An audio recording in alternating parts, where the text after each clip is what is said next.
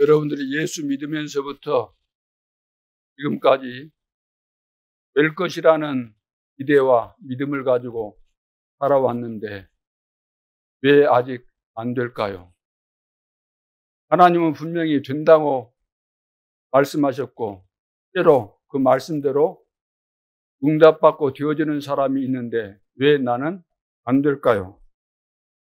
우리 중직자가 교회 살리고 렘넌트 살리고 목회자도 살리고 237 5천 종족을 살려야 될 사명을 받았고 살리게 돼 있는데 왜 이것이 안 될까요? 응답 받아야 되는데 복음운동 일어나야 되는데 왜 이것이 안 되냐 그 말이에요. 그 이유는 생각이 많아서 그렇습니다. 공상이 많아요. 망상을 많이 하기 때문에. 이것이 무슨 말입니까? 내 고집, 내 주장이 너무 강하다 그 말. 그래서 무슨 안 되는 그런 상황이 왔으면 왜 안 될까? 하나님 앞에서 질문하면 되는데 답을 진짜 찾으려고 질문하면 되는데 내 것이 워낙 강해가지고 질문을 안 하고 질문을 해도 형식적인 것이고 내 것을 양보를 안 하는 거죠. 그게 바로 창세기 3장이잖아요. 너가 하나님처럼 된다. 완전 내 고집으로 이제 사는 거예요. 내가 하나님이니까. 그러면서 6장 네피림에 걸려버리는 거죠. 네피림. 내 고집 부리고 내 뜻대로 살게 되면 사단이 그걸 사로잡게 돼 있는 거잖아요. 그러면서 창세기 11장 바벨탑 사건이 뭐죠? 우리가 우리 이름을 내자. 하나님 우리가 믿을 것 없다. 하나님 하면서도 우리가 속으로 안 믿는 거죠. 진짜. 이건 불신자 이야기 아니고 성도들 이야기예요. 성도들이 하나님을 믿는다고 말은 하고 고백도 하고 찬송도 다 하지만 우리 속에서 안 믿는 겁니다. 그래서 우리 이름을 내자. 하나님은 온 땅을 정복하고 다스리라. 그렇게 말씀했는데 우리가 흩어지지 말자. 흩어지라 그랬는데 흩어지지 말자. 우리 이름을 내자. 하늘 꼭대기까지 쌓아 올리자. 이것이 뭐냐면 하나님께 도전하는 거죠. 하나님께 도전. 다시 말해서 불신앙을 우리가 우리 속에 가지면서 이제 불신앙 패거리가 형성된다는 거죠. 오늘날 정치도 봐보세요. 막 팬덤 있잖아. 팬덤 완전 그거예요. 똘똘 뭉쳐갖고 어떤 것도 이야기가 안 들어올 정도로 도를 넘어서는 팬덤을 형성해라.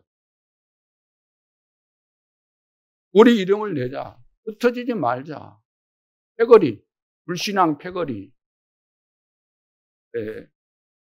요한계시록에서는 사단의 회라고 했습니다. 사단의 회, 사단의 모임, 사단의 영향을 받아가지고 끼리끼리 모여서 불신앙을 말하는 패거리. 이것이 세계 복음하는 단체 속에 목사님들이 또 이번에 그런 일을 벌렸잖아요. 영적인 눈을 뜨고 봐야 되는 겁니다. 우리 단체뿐만 아니라 교회 안에도 늘 이거 있는 거예요. 교회 안에도. 교회가 세워져서 지금까지 오는데 이것이 없어져야 되는데 안 없어지는 거죠. 주님 오실 때까지 없어지면 좋겠습니다. 근데 거의 다 안 없어집니다. 왜? 그거 할 사람은 요한계시록에 전번에 말씀드린 대로 끝까지 그거 하거든요. 그러니까 응답이 없고 영적인 문제 올 수밖에 없잖아요. 그래서 성경은 분명히 말씀하고 있습니다. 너희는 아무것도 염려하지 말고 모든 염려를 주께 맡기고 기도하라는 거잖아요. 염려하지 말고 생각 많이 하지 말고 기도해라. 공상 망상하지 말고 기도해라. 원수의 흠 찾기 위해서 그것 가지고 정리하지 말고. 우리는 우리 중직자들은 새벽으로 거의 안 나오시니까 그러겠지만 과거에 새벽 기도까지 나와서 장로님들이 메모를 하는데 받은 은혜를 메모하는 것이 아니고 오늘 교회 안에 해가 나눠져 가지고 싸우는데 상대방 잘못된 것을 정리하느라고 그거 하고 있는 거예요. 은혜 받은 것 정리하는 거 아니고. 그런데 응답이 있겠습니까? 그거 하고 있는데. 하나님 앞에서 우리가 염려하고 불신앙하는데 하나님이 뭐가 좋다고 응답을 해 주시겠습니까? 우리는 24, 하나님이 우리와 함께 하니까 24 기도하면서 행복해야 되잖아요. 우리가 하나님의 은혜로 구원받았고 또 우리에게 주신 미션이 세계 복음화, 아무나 할 수 있는 것이 아닌데 이 축복을 내가 받은 것이 맞다고 한다면 24 주님과 함께 동행하면서 기도의 비밀을 누리면서 행복해야만 되는 거죠. 행복. 이것이 안 되기 때문에 안 되는 것입니다. 그러면서 우리는 전부 다 안 되는 원인에 대해서 남에게 탓을 돌려요. 요셉과 다윗, 다니엘 할 것 없이 렘넌트 7명이 극한 위기와 어려운 상황을 맞이했는데 그때 남 핑계 됐습니까? 형들이 요셉을 죽이려고 구덩이에다가 빠뜨렸잖아요. 누가 보더라도 형들이 잘못한 거죠. 어떤 인간이라도 욥의 상황이 왔을 때 한을 품겠죠. 형들에게 대한 악감정을 가지고 반드시 내가 원수 갚겠다는 그런 감정과 마음을 가질 수밖에 없을 거 아닙니까? 그런데 요셉은 그렇게 하지 않았습니다. 노예로 팔려갔습니다. 노예로 팔려간 상황들을 여러분들이 연상해 보시기 바랍니다. 휴가랑 취해가지고 제대로 밥을 먹었겠어요? 목욕을 했겠어요? 편히 쉬었겠어요? 그리고 보디발의 집에서 자라고 있었는데 또 누명을 쓰잖아요. 그 보디발의 부인을 겁탈했다는 누명을 쓰고 억울하게 또 감옥에 갇히잖아요. 여러 가지 이런 상황들을 볼 때 기도가 되겠습니까? 우리 같은 뭐 원망 가득하고 원망 정도가 아니고 진짜 원수를 갚아줘야 되겠다. 그런 막 한을 품을 텐데 요셉은 그렇게 하지 않고 기도한 것입니다. 그래서 모든 것을 기도로 해결해야 돼요. 기도 속에서. 하나님이 우리와 24시 함께 하시고 우리의 기도를 들으시고 우리의 마음을 다 보고 계시고 우리의 생각을 다 알고 계시기 때문에 억울한 일, 여러 가지 복잡한 문제 있으면은 기도해야 되는 거죠. 기도 속에서 답을 찾고 모든 것들을 해결해 나가야 될 줄로 믿습니다. 질문해 보세요. 하나님, 내가 무엇이 문제입니까? 늘 집에서 싸우지 말고 내가 무엇이 문제입니까? 하나님의 뜻이 무엇입니까? 한나가 처음에는 그랬잖아요. 분인나는 자식 잘 낳는데 왜 자기는 그 자식 하나도 못 낳냐고 말이에요. 인간적인 생각에 사로잡히지 말고. 사실 자식 없는 거기에 하나님의 숨겨진 계획이 있잖아요. 내가 순조롭게 무엇이 잘 안 되고 있다. 이것은 굉장한 축복이 들어있는데도 불구하고 진짜 생각을 하고 하나님께 질문하면서 답을 찾고 내 인생의 미션을 찾아내면 될 텐데 낙심하고 불평하고 원망을 돌리고 그 자세가 틀린 거예요. 자세가.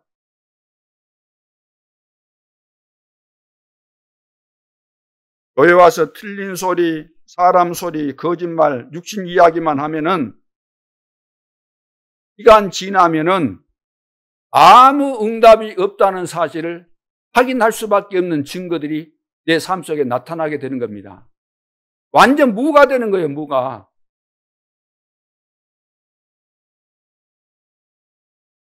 지금까지의 삶을 여러분들이 점검해 보시기 바랍니다. 나는 하나님을 믿는 그날부터 지금까지 어떤 자세와 중심을 가지고 하나님을 섬겨왔는가? 요즘 회개를 강조하는 사람들이 많죠. 회개를 강조하는 사람들. 과거에는 그 극단적 종말론자들, 주님이 곧 재림한다. 응? 내일 모레 재림하니까 6월 달에 주님 재림하니까. 주님이 진짜 재림한다면 우리가 뭘 해야 되겠냐?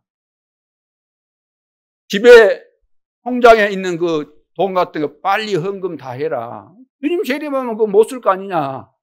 한 집 있는 거 다 팔아라.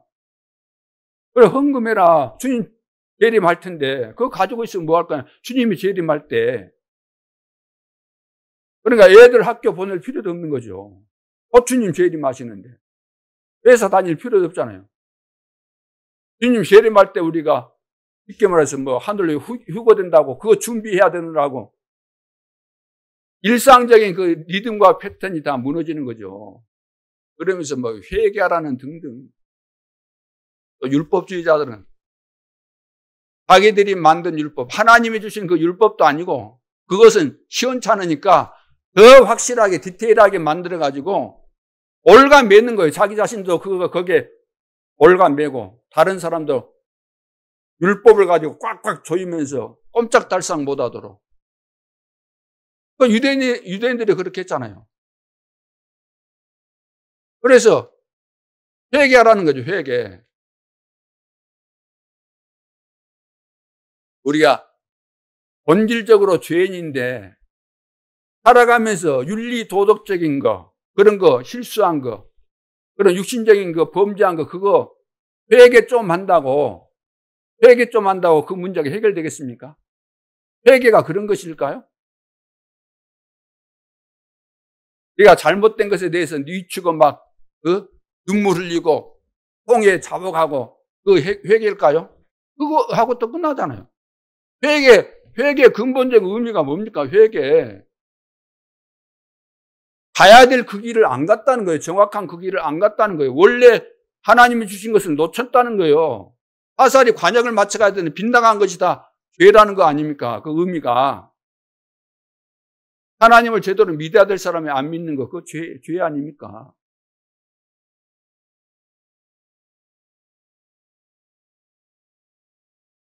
그래서 진짜 회개가 뭔지도 모르고 자기가 또 회개를 시키려고 그래요. 회개는 성령께서 역사하시는 가운데서 하나님 앞에 깨닫고 고백하고 뉘우치고 이제 다른 길로 가겠다는 그런 고백이 성령의 역사를 통해서 개인과 하나님 사이에 이루어지는 그런 관계들이지. 누가 범죄했다고 해가지고 너 회개해. 회개를 강조한다거나 동네방네 선전하고 그렇게 한다거나 그게 아니잖아요.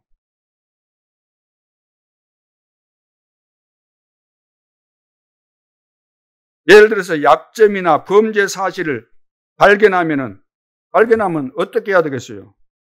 발견하면 율법주의자들이나 이상한 신앙을 가진 사람들은 이때라 하면서 막 동네방네 선전하고 다니는 거죠. 옳거니 하고 잘 걸려들었다. 디모데전서 5장 19절에 장로에 대한 고발은 구세 증인이 없으면 받지 말 것이요. 장로는 교회 안에서 중요한 위치에 있는 거죠. 성도들의 대표자로서 중요하기 때문에. 예를 들어서 장로님들 중에 누가 무슨 뭐 범죄했다, 뭐 이런 뭐 소문이 난다거나 그러면은 그것을 동네방네에 떠들고 다니면 안 된다 그 말이에요. 성도들에게 옮기고 막 야 누가 그래 뭐 장로 어떤 장로가 뭐 했던 그렇게 하지 말라는 거예요. 그리고 그런 소문 가지고 재판을 하면 안 된다는 거예요. 재판을. 교회 안에도 재판국이 있는 겁니다. 우리 교회 안에 재판국이 있어요. 교회에서 이런 일들이 처리 안 되면은 입찰해서 경유하고 그다음 노예로 가서 재판을 하는 거예요. 세상에만 재판이 있는 거 아니라 우리 교회 안에서도 재판국이 있는 겁니다. 교회에서 해결 안 되면 총회 가서 해결해야 되는 거예요. 근데 우리는 소문 듣고 여론 듣고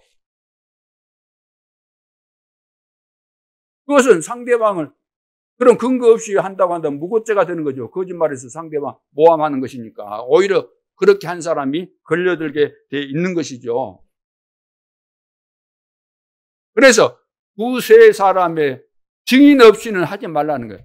증인이 뭡니까? 분명한 증거가 있어야 돼요. 증거 자료가. 법적으로 효력이 발생하려면 증거 자료가 분명히 있어야 되는 거예요. 세상 법도 하나님의 말씀, 성경, 율법에 있는 그것을 토대로 해서 만들어진 것으로 저는 알고 있습니다. 디모데전서 5장 21절에 보면은 하나님과 그리스도 예수와 그리고 택하심을 받은 천사들 앞에서 내가 엄히 명하노니 그랬어요. 바울이 한 이야기입니다. 에베소 교회 성도들에게 내가 하나님과 그리스도 예수와 천사들 앞에서 택하심을 받은 천사들 앞에서 내가 엄히 명령을 한다. 그러면서 22절에 뭐라고 했어요? 아무에게나 경솔히 안수하지 말고 다른 사람의 죄에 간섭하지 말며, 다른 사람의 죄에 대해서 간섭하지 말라는 거예요. 상대방의 죄가 우리가 잘 모르잖아요. 죄 짓는 사람이 사람 뭐라고 죄를 짓습니까? 안 보는 데서 모르게 몰래 죄를 대부분 그렇게 짓는 거잖아요. 그러면 어떻게 우리가 속사정을 안다고? 넘겨짚고 내 생각으로 넘겨짚고 그랬을 것이다. 그랬는가 보다. 그랬다. 대부분 다 그런다는 거예요. 그런 거 하지 말라는 거예요. 내 일도 아니고 남의 일 무슨 사정인데 어찌 안다고 그렇게 떠들고 다녀. 복음을 그렇게 떠들어야 되는데 복음을 증거하면서 그래야 될 텐데 복음 증거에는 생을 안 거고 남 죽이는 일에 생을 걸고 그것을 한다는 말이에요. 다른 사람의 죄에 간섭하지 말. 왜 간섭을 합니까? 왜 다른 사람이 이래? 이번에 지금 우리 단체 안에서 그런 일이 지금 있었기 때문에 그래서 내 자신을 지켜 청결하게 하라 그랬어요. 내 자신을 지켜 청결하게 해라. 남 죄 간섭하지 말고 너 자신이나 잘 지켜. 너나 잘해 그 말이에요. 너나 잘해. 따라합시다. 너나 잘해.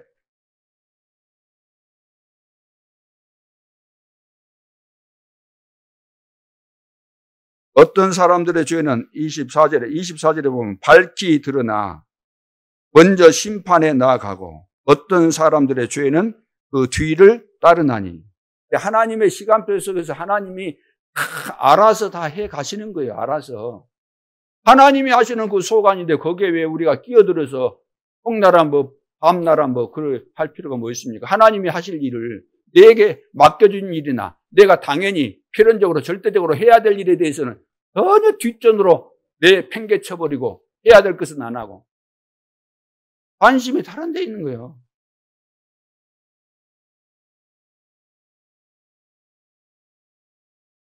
사도행전. 그래서 지금 하나님의 목적이 뭡니까? 진짜 우리가 회개해야 된다고 한다면은 뭘 회개해야 되겠어요?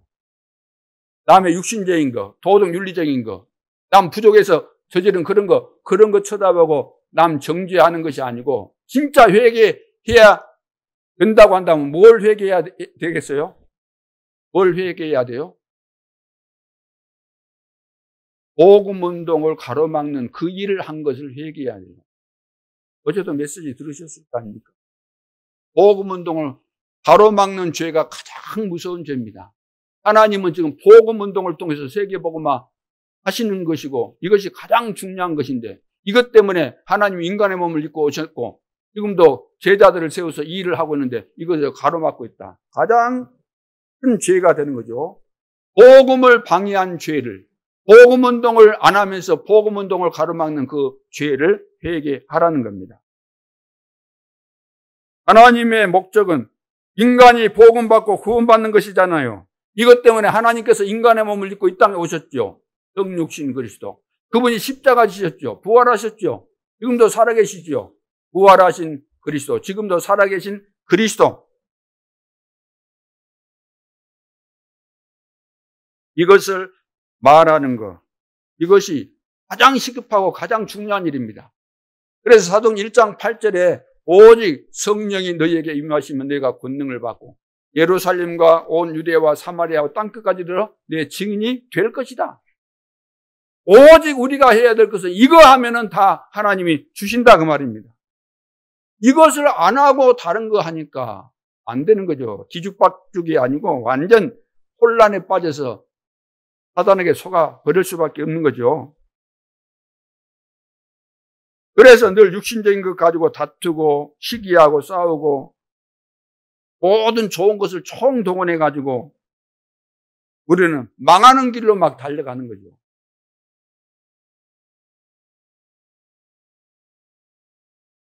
그래서 오직 율법을 철저히 지키면서 절대 깨닫지 못하잖아요. 절대.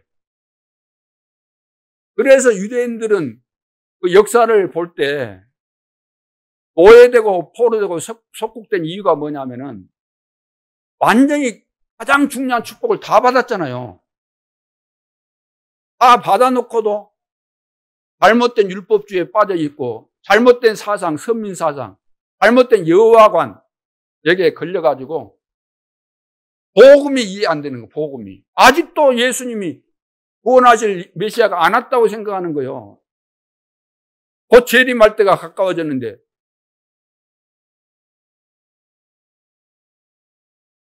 그래서 비참하게 23개 나라에 이제 나그네 흩어진 자들 되어서 유랑민이 되어져서 비참하게 학살을 다 당하게 된 겁니다. 왜? 복음 몰랐기 때문에 복음을 막을 수밖에 없는 거죠. 복음 운동을 막은 자들이 유대인들입니다. 오늘도 복음을 막는 자들은 누구죠? 복음 못 깨달은 목회자들, 신학자들.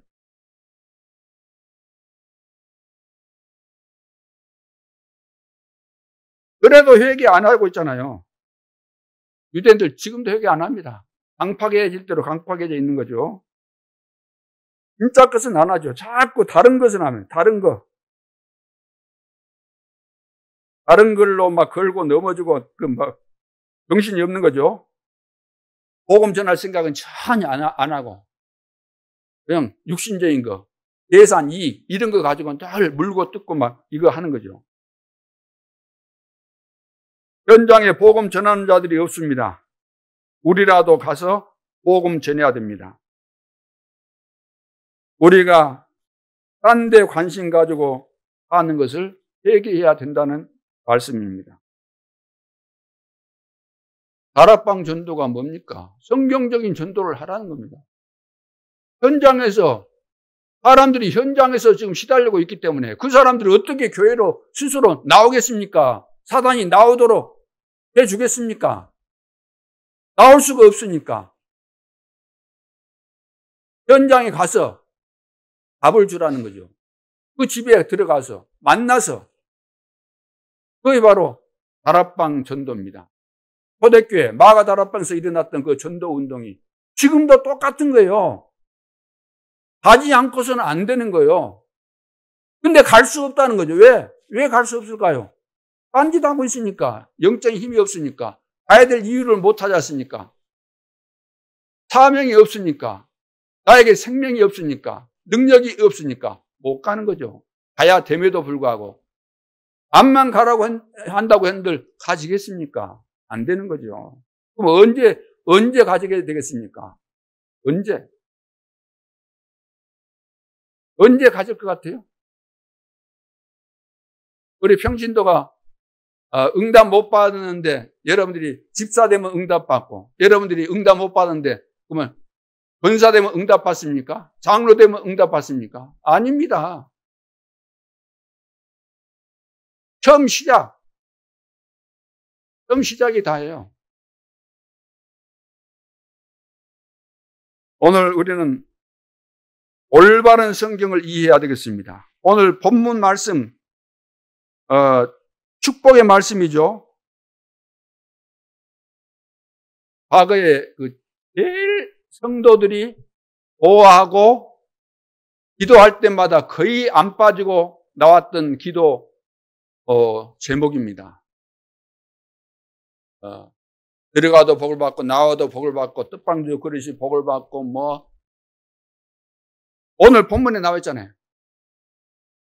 1절부터 19절까지 쭉 나왔잖아요. 그 뒷부분은 뭐죠? 자, 앞부분은 하나님의 명령을 지켜 행하면 이런 복을 다 받는다. 하나님의 말씀을 청정하면 이런 복을 받는다. 모든 좋은 이야기 다 나와 있어요. 육신적으로 복 받는 거. 꼬리가 되지 않고 머리가 되고 그러죠. 적들이 한 길로 갔다가 7길로 도망가고. 뒷부분에 뭐라 그럽니까? 이것을 지켜 행하지 않으면, 순종하지 않으면 저주를 받게 될 것이다. 똑같은 거예요. 복의 그 반대로 하는 거죠. 뭘 하든지 안 된다. 저주 받는다. 안 된다. 그런 이야기죠.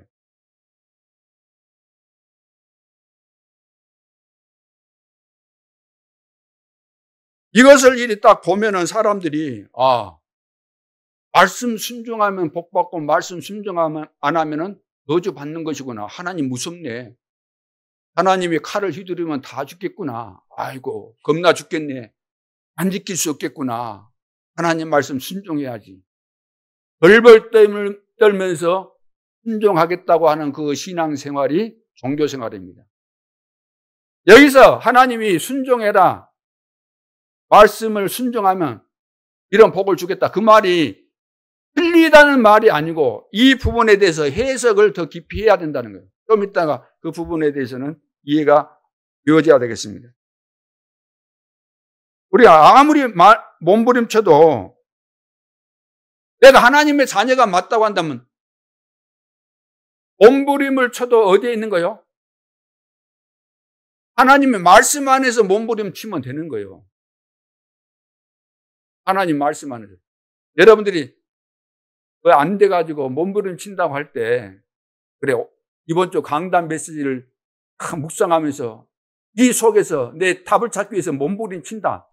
그러면 기적이 일어날 수밖에 없겠죠.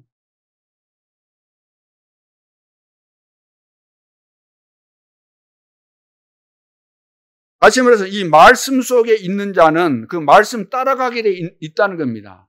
말씀 속에 있는 자는 말씀을 따라가게 돼 있는 거예요. 근데 말씀 속에 있지 않으면서 말씀대로 어떻게 순종이 되고 말씀 따라가겠습니까?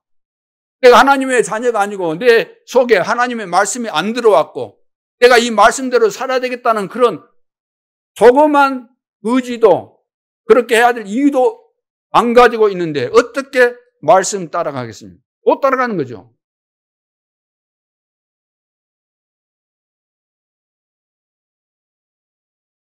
그래서 그 축복을 얘기한 거죠. 그러면은 성읍에서도 복을 받고 들에서도 복을 받게 될 것이고 심지어 내 자녀 짐승까지도 복을 받게 될 것이고 광주리에도 복을 받고 떡반주 그릇도 복을 받고 들어와도 복을 받고 나가도 복을 받고 만약에 적들이 너를 치러 왔다가 한 길로 갔다가 7길로 도망가고 그리고 때를 따라 비를 내리겠다.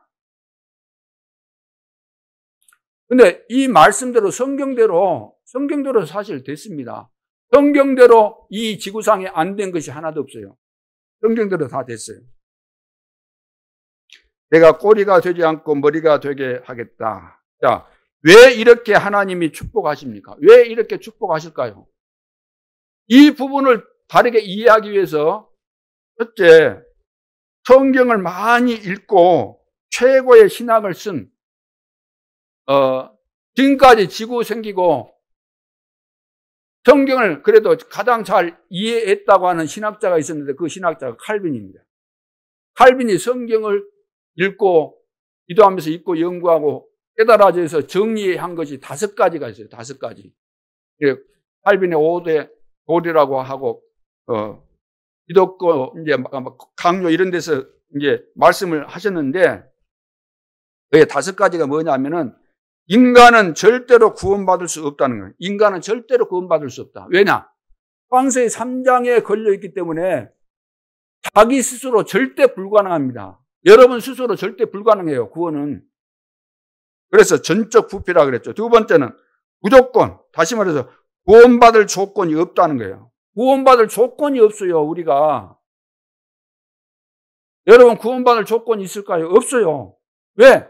요한복음 8장 44절. 너희는 너희 아비 마귀, 영적인 신분이 마귀 자녀예요. 그래서 마귀 종노릇하면서 사는 거예요. 에베소 2장 2절.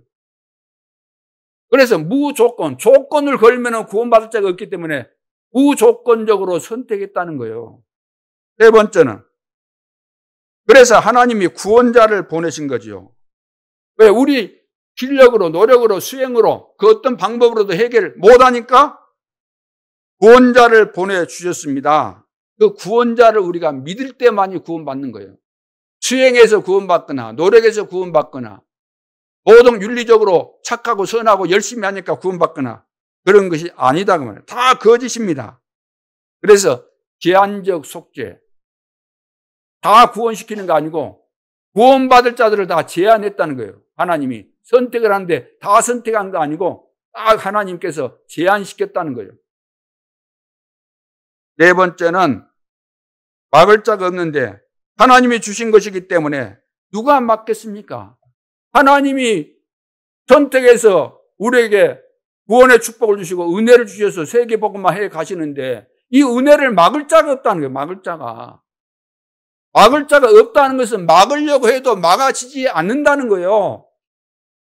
사단은 끝까지 우리를 방해하고 막으려고 하잖아요. 그래서 불가항력적 은혜다. 불가항력적 은혜예요. 하나님이 주신 은혜를 막을 수가 없어요. 마지막으로는 다섯 번째는 궁극적 구원입니다. 구원받은 자는 절대로 망할 수 없다. 하나님께서 끝까지 지키신다. 끝까지 인도하신다. 끝까지 말씀을 이루시도록 하신다. 성도의 견인, 성도를 끝까지 지키신다는 거예요. 그러니까 이 말씀을 볼 때 우리가 하나님의 정말로 은혜로 구원받았고 하나님께서 나를 창세전에 선택하시고 부르시고 은혜를 주시고 세계복음화하게 하시고 천국까지 인도해 가시구나 완벽하게 이것이 이해되고 깨달아지고 믿어져야 돼요. 믿어지십니까? 믿어지면은 흔들릴 이유가 없잖아요. 10가지 발판도 얘가 똑같은 거예요. 10가지 발판. 그러니까 마귀가 빼앗아갈 수가 없죠. 어떻게 빼앗아가겠어? 누가 우리를 그리스도의 사랑에서 끊을 수 있겠냐? 누가 그리스도의 손에서 우리를 빼앗아갈 수 있겠냐? 환난이나 적신이나 위험이나 칼이라 못 빼앗아간다는 거죠. 두 번째는 피제사 때문에 출애굽했잖아요. 이스라엘 백성들이 왜 어떻게 출애굽했습니까? 피제사 드리고 출애굽했어요. 이 말이 무슨 말이죠? 피제사를 통해서 이 사실을 믿고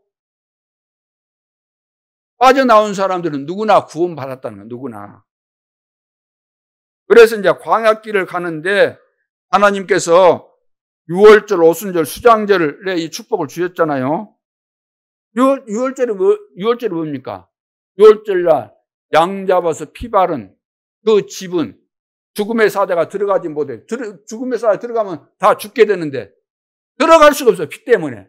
그 집을 넘어가야 돼요. 그래 유월했다. 넘어갔다. 이 말은 구원받았다는 이야기죠. 그래서 이 말씀 속에 있으면 우리가 구원받았구나 유월절. 이 말씀 속에 있으면 들어가도 복을 받고 나와도 복을 받고 그런 이야기예요. 이 말씀의 비밀을 모르고 있는데 그건 아무리 경건해도 소용이 없어요. 6월절의 비밀을 모르고 경건해 보세요. 열심히 살아보세요. 6월절의 비밀도 모르고 율법 지켜보세요. 완전히 사단의 답이 되어버리는 거예요. 들어가도 복이 아니고 들어가도 저주, 나가도 저주. 떡방주 그릇 저주. 그러면서 오순절의 이 능력의 축복을 주시겠다 그랬잖아요. 쉽게 말해 인도하신다는 겁니다. 100% 하나님이 책임지시고 인도하신다는 겁니다. 광야에서 그렇게 하시잖아요. 수장절 축복을 주시겠다. 영원한 천국까지 가게 하겠다는 겁니다. 언제? 그리스도 안에 있을 때 내가 그리스도 안에 있으므로, 하나님의 은혜로 그리스도 안에 있으므로 복이 올 수밖에 없는 거예요. 세계복음화가. 그리스도 밖에서는 아무리 열심히 여러분들이 경건해도 대단해도 잘났어도 훌륭해도 보행을 해도 선행을 하고 구제를 많이 하고 기부금 많이 내고 그래도 소용이 없는 겁니다. 그 이야기, 오늘 본문에 복을 받고 저주받는 그 이야기가 이해가 되셨습니까? 그리고 중요한 것은 지금 완전히 무너진 자도 지금 이 언약을 잡으면은 이런 축복 속에 들어간다는 거예요.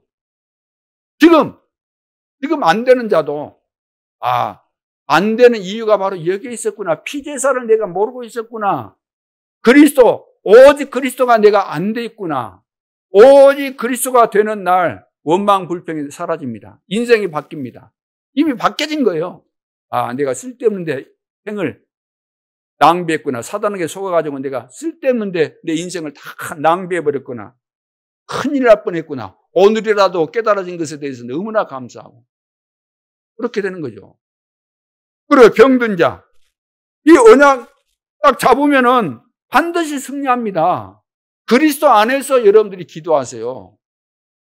하나님께서 나에게 그리스도를 알게 하신 이유, 이 비밀을 가지고 내가 축복을 누리고 이 비밀을 가지고 다른 사람을 살리라고, 세계 복음하라고. 그래서 예수 그리스도께서 내 안에 계시고 예수 그리스도 이름의 권세를 사용해서 흑암을 결박하고 여러분 연약한 질병을 치유하고 승리할 수 있기를 주님의 이름으로 축원합니다. 그래서 영적 문제 가진 자들이 이 복음을 깨닫게 되면 치료가 되는데 어마어마한 증거가 나타나는 거예요. 성경에 막달라 마리아, 귀신 들린 그 여자, 그렇죠? 치료받고 나니까 영적인 문제 있는 사람이 치료받으면 증거 중에 증거가 되기 때문에 최고로 귀하게 쓰임받게 되는 거죠. 굉장한 사명자가 될 수밖에 없습니다. 여러분들이 다 은혜 받으시면 달라지게 돼 있습니다. 그렇잖아요. 나에게 증거 일어났다. 아니, 사람들이 병 걸렸는데, 불치병 걸렸는데, 예를 들어서, 무슨 약초를 하나 누가 소개해줘서 먹었는데 나았다 그러면 그 사람이 평생 살아가면서 사람 만나면 이야기 하겠어요, 안 하겠어요? 나 같은 질병 걸린 사람 만나면 막 입이 닳도록, 그 약선전 해줬다고 돈 받은 것도 아닐 텐데 막 입이 닳도록 말할 수밖에 없거든요. 그것과 비교되지 않는 그리스도 안에서 내가 영원한 구원의 축복과 세계 복음화의 이 축복 속에 있다는 사실을 깨달았다고 한다면 말하겠어요, 안 하겠어요?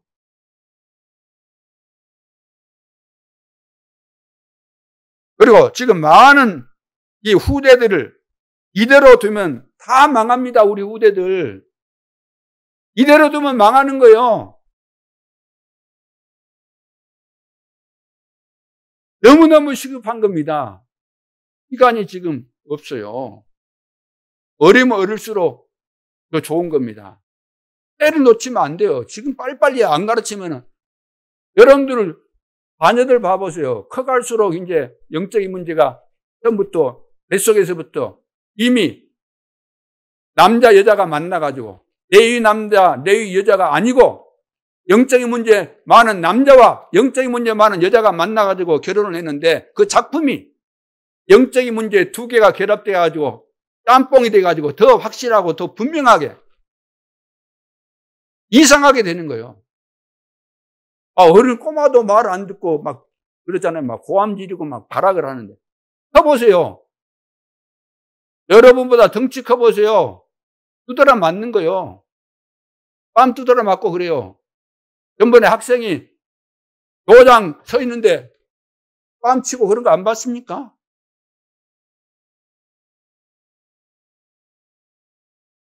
느그달 일이 아니에요. 시급한 거예요. 지금 1초가 지금 급한데도 불구하고 느긋한 것 보면은 정말로 여러분들이 깨어서 기도하면서 영적 싸움하고 해야 되는 겁니다. 안 하면은 이것은 돌이킬 수 없는 결과들이 나올 수밖에 없는 겁니다. 지금 애들이 부모 밑에 있으니까 그래야지 밥도 얻어먹고 학교도 다니고 하니까 고분고분한 것 같지만 좀 있어 보세요. 그런 시간표가 지나게 되면 안 되는 거죠. 그러니까 우리 렘넌트 어른들도 마찬가지고 렘넌트들 어떻게 해야 돼요?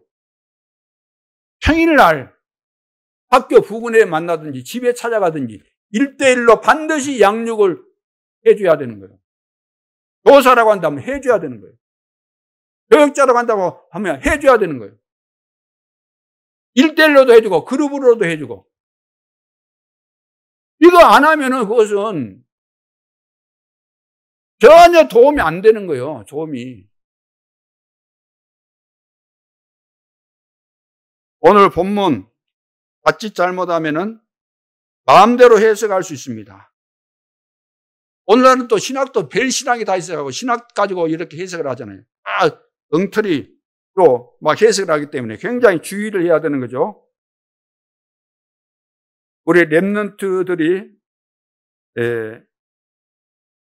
특별히 우리 기독교인들이 정신을 차려야 됩니다. 지금 대혼란 시대입니다. 영적으로 대혼란 시대예요. 도대체 모세에게 무슨 언약을 주셨는가? 모세의 글 속에 중요한 사건들이 지금 다 기록되어 있습니다. 모세가 쓴 책이 뭔 책이죠?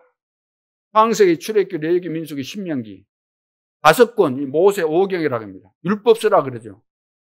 모세가 쓴 글 속에 있는 사건이 지금 그대로 일어나고 있다는 겁니다. 그래서 이 모세 이 5경을 통해서 보면은 사단이 지금 하고 있는 것을 다 알 수가 있어요. 모세 5경을 제대로 이해하면. 그러면 첫째 책이 창세기잖아요. 창세기는 뭐냐? 당연한 축복을 주셨다는 겁니다. 당연한 축복을 주셨다. 하나님이 모세를 통해서 당연한 축복을 주셨습니다. 그건 뭐죠? 창세기 3장 15절. 자, 창세기 3장 사건에 걸려든 인간은 이미 영적으로 죽은 거예요.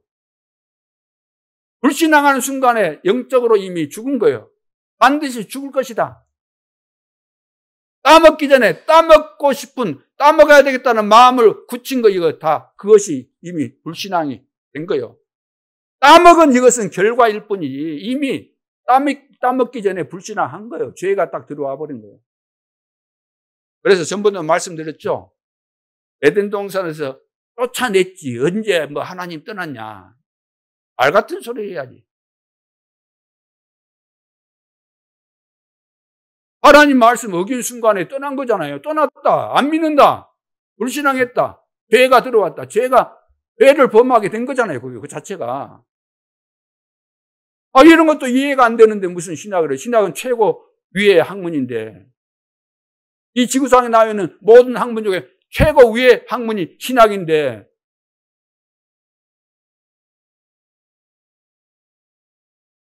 영적인 비밀을 모르면 성경은 해석이 불가능한 겁니다. 은혜를 받지 못하면, 그리스도가 이해 안 됐으면은, 성령께서 역사 안 하시면은 이해 안 되는 거예요. 이해할 수가 없어요. 성경 해석 엉터리로 하게 되는 거예요. 여자의 후손이 와야만 된다. 창세기 3장 문제 해결하려면 여자의 후손이 와야만 된다. 이것을 지금 말씀하신 겁니다. 여자의 후손이 아니면 안 돼요. 여자의 후손이 누구죠? 그리스도입니다. 6장 14절. 방주운동, 방주 안에 들어가야만 살 수 있어요.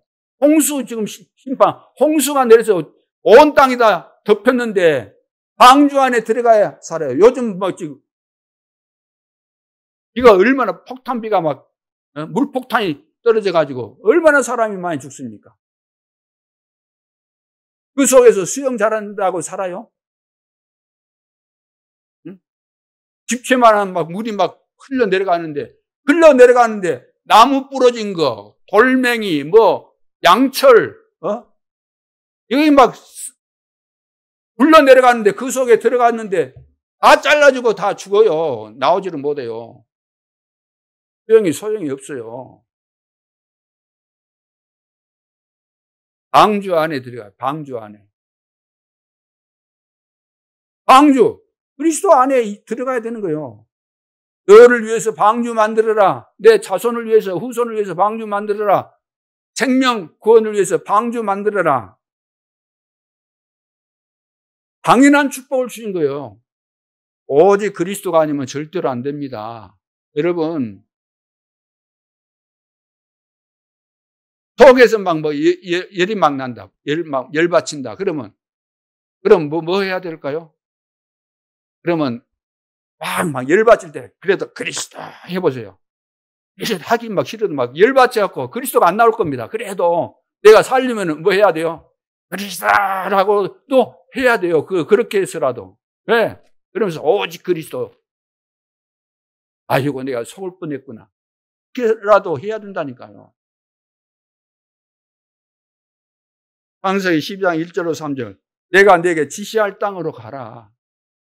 지시할 땅으로 가야 돼요. 가나안 땅, 젖과 꿀이 흐르는 가나안 땅, 메시아가 오실 땅. 그리스도가 아니면 우리는 살 길이 없습니다. 이 복음 안에 들어가야만 들어가도 복을 받고 나와도 복을 받고 떡반죽 그릇이 복을 받고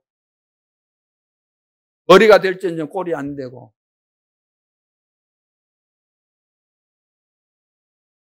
이 속에 있으면 당연히 축복을 받는 거죠. 어떤 축복입니까? 오늘 본문에 말씀하고 있는 그 축복이 당연히 오게 돼 있는 거죠. 그러니까 복음 모르고 나는 말씀대로 사는데요. 난 율법 제대로 지키고 사는데요. 그거 다 소용없는 겁니다. 그건. 그렇게 말하면 유대인들이 최고로 잘 믿었겠죠. 그렇다고 한다면 왜 노예되고 포로되고 속국되고 유랑민대에서 그렇게 대학살을 당하고 비참한 역사를 남길 수밖에 없었을까요? 이해 안 된 거예요. 이해가. 이 부분에 대해서 달달 외웠겠죠. 두 번째, 필연적인 축복을 받게 되면 필연적인 축복. 출애굽기죠. 하나님의 말씀에 순종하면은 필연적인 축복을 받게 되는데 출애굽기 3장 18절 피제사 드리는 날 빠져나왔잖아요. 피제사 드리는 날, 출애굽할 때 피제사 드리는 날 빠져나왔어요. 이 말은 애굽에서 해방받았다. 영적으로 볼 때는 사단의 손에서 해방받았다. 다른 말로 한다면 구원받았다는 거예요. 구원받았다. 어떻게? 따라합시다. 십자가. 출애굽기 5장 1절로 12장 46절에 보면 10가지 흑암을 무너뜨리고 나오게 됩니다. 10가지 흑암. 우상이잖아요. 애굽의 우상. 피 앞에서 다 무너지는 겁니다. 출애굽기 14장 1절로 13절. 홍해 앞에서 홍해를 건너게 될 것이다 그랬죠. 너희는 오늘 가만히 있어서 여호와께서 행하시는 일을 봐라 그랬어요. 홍해 너희들을 건너게 될 것이다 말씀하셨고 봐라 그랬어요. 여호와께서 행하시는 일을 봐라 하셨어요. 미리 말씀하신 대로 그대로 하신 거 아닙니까? 여러분이 이 축복을 회복해야 될 줄로 믿습니다. 하나님의 언약을 내가 진짜 믿느냐가 중요한 것이지 믿지도 않으면서 무슨 뭘 더 원합니까? 믿지도 않으면서 믿지 않았으면 저주받을 것이 당연한 것이니까 저주 왔으면 올 것이 왔구나. 당연한 것이지. 응답 없는 거 당연한 것이잖아요. 근데 누구한테 뭐 말을 해요? 누가 문제예요? 내가 문제지. 안 믿는 내가 문제죠. 다른 사람 문제 없어요. 어떤 일이 있어도 상관없어요. 내가 문제인 것이지. 지금 꽉 이거 붙잡아야 됩니다. 언약 붙잡고 이거 회복하면 다 되게 돼 있어요. 안 될 리가 없죠. 지금도 하나님 살아계시기 때문에. 자, 세 번째. 절대적인 축복을 주셨죠. 레위기입니다. 레위기. 자, 언약궤라는 증거를 주셨죠. 언약궤. 언약궤 속에는 뭐가 있죠? 언약을 기록한 두 돌배가 있었고, 만나 담은 항아리가 있었고, 아론의 쌍난 지팡이가 있었어요. 이것은 쉽게 말해서 언약은 절대잖아요. 하나님의 언약은 절대니까 이것은 반드시 성취되고 완성된다는 겁니다. 절대 능력이 있기 때문에 성취되고 완성된다는 거예요. 언약대로 다 되어진 거죠. 그리고 레위기에서 뭘 말합니까? 새 절기를 말하잖아요. 새 절기. 방금 다 이야기했듯이 유월절, 오순절, 수장절. 유월절 우리들 구원하셨을 뿐만 아니라 오순절 성령께서 인도해 가시고 수장절 천국까지 인도해 가시는 거죠. 그리고 레위기에서 보면 성막, 회막, 장막의 축복이 나오죠. 이 속에 있으면은 당연히 이 속에 있으면 당연히 들어가도 복을 받고 나가도 복을 받고 떡반죽 그릇에 복을 받고 다 복을 받게 되는 거죠. 그래서 해적이 구원받으려면 어떻게 해야 될까요? 해적이 구원받으려면 1차적으로 일단은 어디서 빠져나와야 돼요? 해적선에서 빠져나와야 돼요. 해적선 안에 있을 때는 아무리 착해도 거기서 구원 못 받아요. 착하면 착할수록 부모기 시키는 대로 요령 안 피우고 거짓말 안 하고 고지고대로 잘할 거 아니에요. 그러니까 해적질을 더 많이 하겠죠. 사람을 막 죽이면서 막 강탈해서 뺏고 그럴 거 아닙니까? 해적선 안에 있으면. 해적선 안에 있으면 착해도 그 죄에서 못 빠져나요. 해적선 안에서는 밥을 끼니끼니마다 잘 찾아 먹으면 그것도 죄가 돼요. 왜? 끼니끼니 잘 찾아 먹고 힘내가지고 또 해적질 할 거 아니에요. 잠자는 것도 죄. 잠자고 피곤 풀려갖고 힘내가지고 또 해적질 할 거니까 다 죄가 되는 거예요. 그 안에 있으면. 여기서 빠져나와야 돼요. 사단의 손에 잡혀 있으면서 배우셔야 되게 사단인데도 불구하고 내가 사단에 잡혀 있으면서도 착한 일을 했다. 나는 선하다. 열심히 했다. 교회를 위해서 나는 평생 이렇게 헌신했다. 다 뻘소리가 되는 거예요. 빠져나와야 되는 거예요. 신분을 바꿔야 돼요. 빠져나와서 그리스도 안으로, 방주 안으로, 여자의 후손, 피제사. 네 번째, 신분적인 축복을 주셨죠. 민수기에. 신분적인 축복. 그래서 하나님의 택한 백성, 민수기 이 말은 넘버스. 숫자를 말하는 숫자. 하나님의 택한 백성을 말하죠. 자기 백성을 세신 자, 자기 백성이 얼마나 된가 세셨다는 말씀이죠. 이유는 뭡니까? 다른 사람을 살려야 되기 때문에, 세계 복음화해야 되기 때문에. 택한 백성들을 계수하는 거예요. 택한 백성들을. 그렇죠. 우리도 이 지역을 복음하기 위해서는 우리 사역자가 현장에서 사역할 수 있는 사역자가 몇 명이나 될까? 진짜 결론 내리고 복음의 비밀을 누리고 복음을 제대로 말할 수 있고 영접시킬 수 있고 양육시킬 수 있는 이 사역자가 몇 명이나 될까? 나는 이런 축복 속에 들어왔는데 이런 구실을 하고 있는가? 이것을 점검해 봐야 되는 거예요. 이것은 점검 안 하고 별로 중요치 않은 거, 말짱 헌일은 거, 헌일에 대해서 꽂혀가지고 거기에다가 생을 다 걸면은 그것처럼 억울한 인생이 없어요. 그러니까 사단이 그렇게 만드니까 사단에게 잡히게 되면 진짜 미련하게 되어버리는 인생이 처참하게 되어버리는 거죠. 민수기 14장 1절로 10절에 그 키가 뭡니까? 12지파 정탐꾼을 내보내잖아요. 12지파 대표자를 뽑아가지고 정탐꾼으로 내보냅니다. 어디에? 우리가 들어가야 될 가나안 땅에 그 지역의 모든 것을 파악하라는 거죠. 성, 토지, 열매 맺고 이런 거, 기후 이런 거, 사람들 사고 다 분석을 하는 거예요. 왜? 정복하러 들어가야 되기 때문에.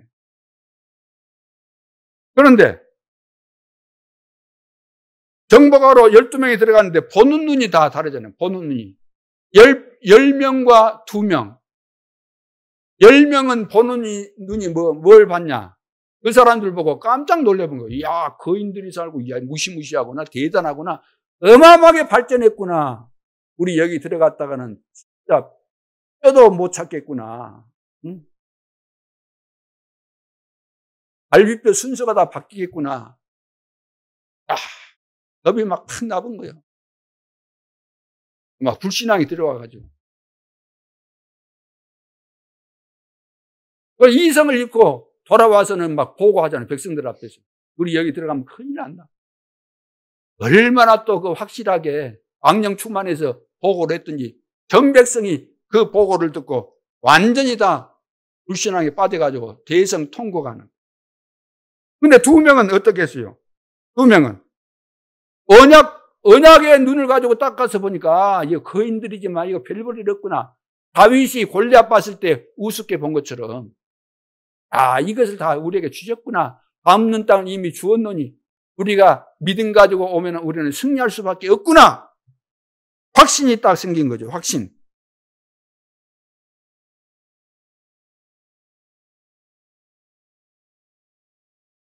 우리는 택한 백성으로서 하나님의 자녀로서 시대 살릴 전도자로서 2, 3, 7, 5천 종족을 하나님께서 우리에게 이 시대에 주신 거 아닙니까? 하나님께서 하신다는 겁니다. 믿음 가지고 하나님께서 이루시는 이 대열의 흐름 속에 있기만 해도 우리는 된다는 거죠. 이것이 바로 신분적 축복입니다. 우리 신분이 그렇게 되어 있는 거예요.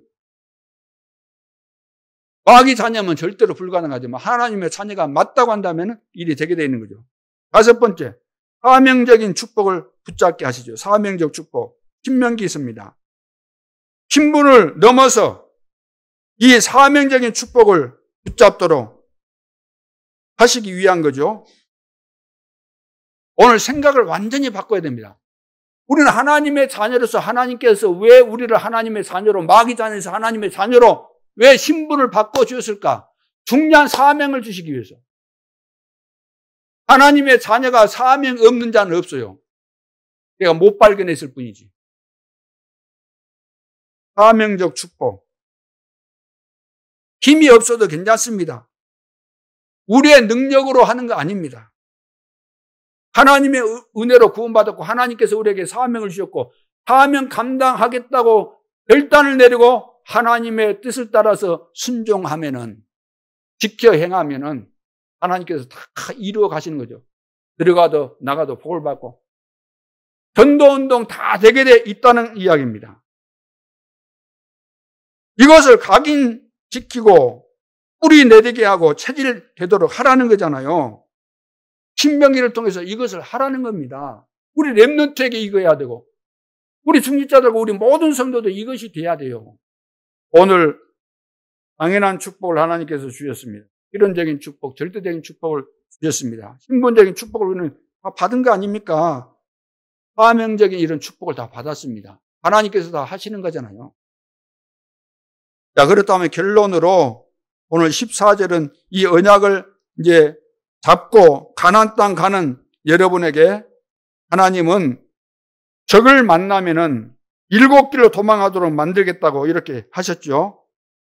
그리고 창고에다가 복을 내리고 손으로 하는 일에 또 복을 내리겠다. 여호와의 이름으로 만민이 두려워하게 될 것이다. 만민들이 다 벌벌 뜬다는 겁니다.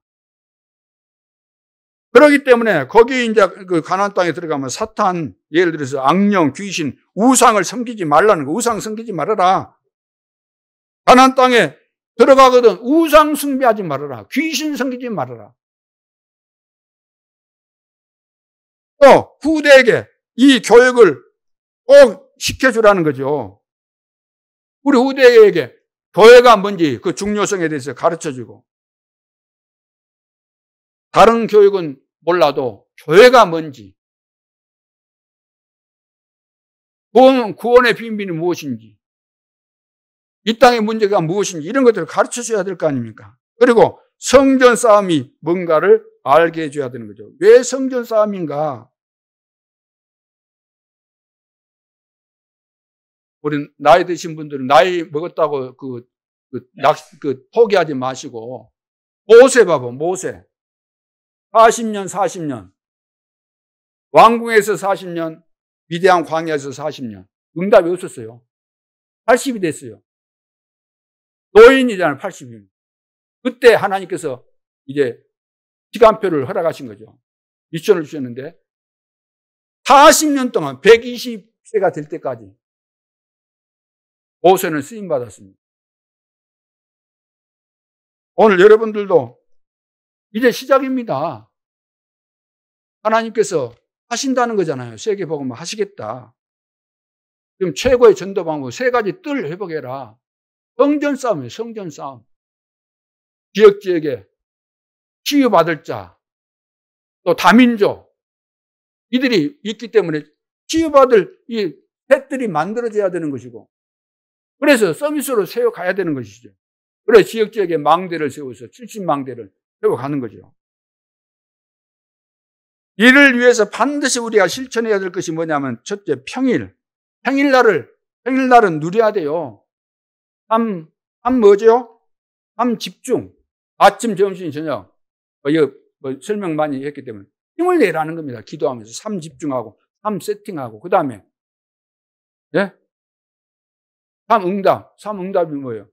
반드시 우리가 살아갈 때 문제 오고, 갈등 생기고, 위기 온다는 거예요. 문제가 왔을 때는, 답을 하나님께서 준비하시고, 답 찾아내라는 것이구나. 대박이죠. 갈등 생겼다, 서로 간에. 그러면, 그거 아니고, 나를 갱신하라는 거야, 나를. 남의 잘못된 것을 보고, 나도 저럴 수 있는데, 나를 갱신하라는 거예요. 그리고 위기 만나면은, 기회라는 거예요. 평일 때, 우리의 삶 속에서 이걸 하라는 것이고, 토요일 날은 뭐죠? 토요일 날은 뭐 하라는 거예요? 본격적으로 뭘 하라고요? 본격적으로 뭘 해야 돼요? 말씀을 붙잡으라 그래요. 말씀을. 토요일 날 지금 집중해서 산업선교, 메시지, 우리 렘넌트 지식계의 메시지, 그 다음에 핵심 메시지, 흩어진 제자들에게 대한 메시지, 중요한 메시지를 붙잡으라는 거. 토요일 날. 주일 날은 뭐예요? 주일 날은 예배의 회복을 해요. 예배의 회복. 사도행 2장 40절. 사도의 가르침으로 예배의 회복을 통해서 교제하고, 예배의 회복을 통해서 말씀 붙잡고, 교제하고, 말씀 붙잡고, 기도하고 다 하라는 거예요. 말씀 붙잡고. 근데 이것을 안 한다는 거예요. 이것을 안 한다기보다 이것을 하려고 해도 못 하는 거죠. 안 되니까, 안 되지는 거죠. 그래서 신분과 권세의 기도를 누리면서, 흑암을 꺾고 예배의 축복을 다 회복해야 될 줄로 믿습니다. 사단의 주 목적이 뭐냐면 예배를 방해하는 거예요. 경배 대상을 바꾸는 거 아닙니까? 결론적으로. 경배의 대상을 바꾸는. 그래서 예배 시간에 꽃 받고 좋은 분들 있죠. 사단이 경배 대상을 바꾸는 겁니다. 좋은 순간에 잡힌 거예요.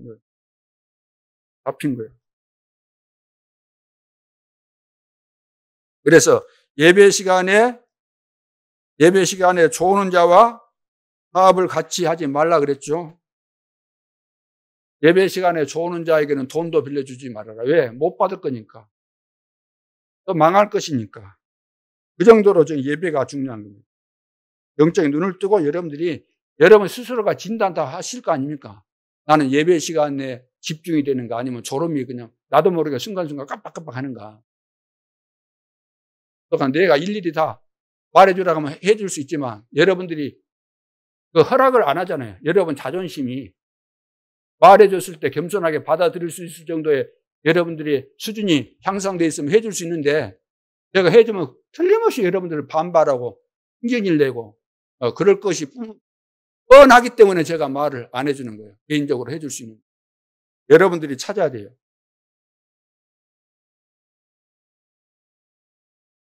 자, 그렇게 하고 기도의 비밀을 누려야 돼요. 기도의 비밀. 기도가 사실 모든 것이죠. 구원받았으니까. 그래서 24 대화 기도를 해라. 대화 기도를 하라 이 말은 마음의 답을 딱 주십니다. 하나님이. 마음에 딱 답을 줘요. 남 흉보고 그러면은 니나 잘해라. 예를 들어서 이렇게 하나님이 답을 다 주시거든요. 25 시공간 초월은 이 말은 신분 권세 누리는 기도를 사용하라는 것이고, 그 다음 미래를 준비하는 영원 누리는 기도를 하라는 거잖아요. 자, 이런 기도의 비밀을 누리고, 또 한 가지는 당연 필요한 절대를 찾아야 됩니다. 왜 나를 이 교회에 부르셨는가? 왜 나를 이 교회에 부르셨는가? 많고 많은 교회 가운데 왜 이 교회로 부르셨는가? 전도해야 될 이유를 찾아야 됩니다. 여러분들이 사는 이유가 전도해야 될 이유 때문에 사는 거예요. 이거 찾지 못한다고 한다면은,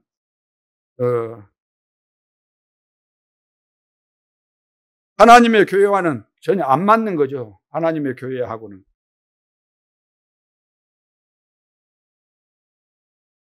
그래서, 복음을 우리가 안전하려면은, 그 전에 그 대구 한학교의 그 원로 목사님, 그분도 막 몸이 좋지 않아가지고, 곧 돌아가신다고 막 하고 그랬잖아요. 근데 지금까지도 살아계시는데, 그분이 하신 말이 있습니다. 우리가 복음 전할 이유가 없다고 한다면은, 살아있을 이유가 없다. 지구에 있을 이유가 없다. 이렇게 말씀하신 거죠. 교회 일하면서, 시험 든 사람은 기도의 사람이 아닙니다. 기도의 사람은 최고의 응답을 받게 되어 있습니다. 여러분, 시험 드신 분들은 여러분들이 금방 알 겁니다. 나는 기도를 안 한 사람이다. 기도를 한다고 하지만 그 형식적인 기도고 진짜 기도를 안 한 분들이죠. 기도가 안 되기 때문에 못 하는 거죠. 렘넌트 7명은 극한 상황 속에서 기도를 누렸습니다. 어저께 성도들 봐보세요. 그 핍박 속에서도 기도했잖아요. 억울하다 막 그러면서 어디 가서 뭐 고소했습니까? 뭐 항의했습니까? 짜증냈습니까? 불평했습니까? 아니잖아요. 신세 한탄하고 문제, 그 상황 타다는 자는 기도를 전혀 모르는 사람입니다. 교회 일 안 할 사람은 할 것이 없어요, 교회에서. 교회에서 뭐 할 거 있습니까? 안 할 사람은 교회 할 일이 없어요. 그러나 성령의 사람, 진짜 하나님의 사람은 교회에 오면은 할 것이 너무 많아요. 내 삶 속에서 내가 할 것이 너무 많은 거예요.